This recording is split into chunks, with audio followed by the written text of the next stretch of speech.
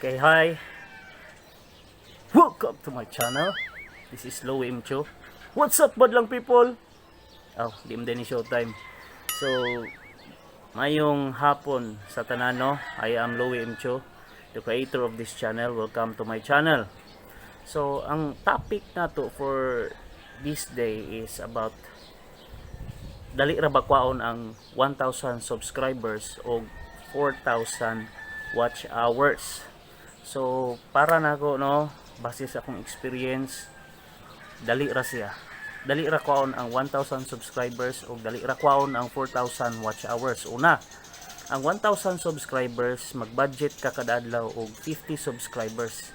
Mag-subscribe kag 50 channels per day. Ayaw pag-exceed, kay ug mo exceed ka madaot na imong subscriber button. Adto sa mga channel, lantog mga video, mga vlogs, dayon pananaw dito sa comments.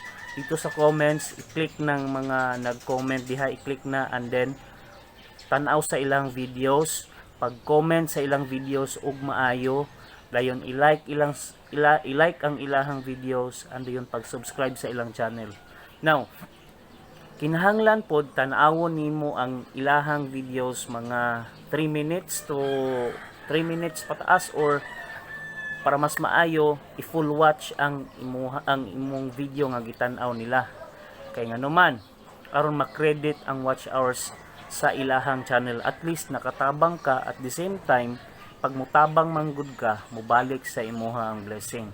Ni comment kag maayo, wala nimo siya gilibak, gi-appreciate nimo ang iyahang video, in return mulantaw siya sa imuhang video, pagkahuman mo like siya, and then mo subscribe siya.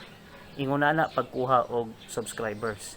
So muna ang primero. Ang number 2, mag live stream ka.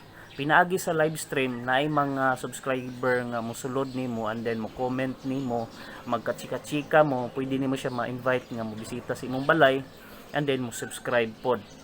Ingon na ang technique unsaon pagpadaghan sa subscriber. Pero ay pagpalabi og subscribe kay sama sa akong giingon nga kinahanglan budget nimo 50 per day lang, kay madaot ang imong subscriber button.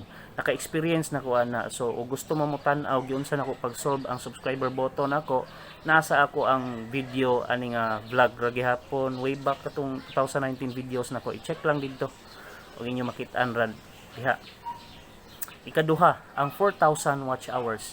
Ang 4,000 watch hours is lisod siya kwaon actually. Pero kung paminaw nimo siya 1 year, magunay mo na siyang buhaton. For example, nagama kag channel January 20, 2020. Gikan sa January 20, 2020 ngadto sa January 2021, maunay pag 12 months sa imuhang video. So kinahanglan 1 year i-comply nimo ang 4,000 watch hours. So og 1 year siya, buot pasabot, dali ra makuha ang requirement nga 4,000 watch hours. Para nako no, ang 4,000 watch hours nakuha nako na within 6 months. Nagiunsa nako pagkuha, nag-create kog video nga mga trending, akong gi-compile, akong gi-chop-chop. Kinahanglan i-chop-chop nimo, mga mugamit kag mga videos mga 30 seconds lang or paubos, kay nganuman maka-copyright claim ka ana. Ang maka-copyright claim or maka-copyright strike. Kinahanglan kung gusto ka makabalo or mo maka-learn sa YouTube gyud, kinahanglan kabalo ka sa palisiya sa copyright strike o copyright claims. Lahi ng duha. Kung copyright strike, kung makakuha ka kulo ka copyright strike, wala ng imong channel. Kung copyright claim ra, pwede ra dili. So ingon ana pagpadaghan sa imuhang video. Sa imuhang mga subscribers. So kung nakakuan ka karon, naka-learn ka sa ani nga video, please like, share, and subscribe to my channel. Thank you. Bye-bye.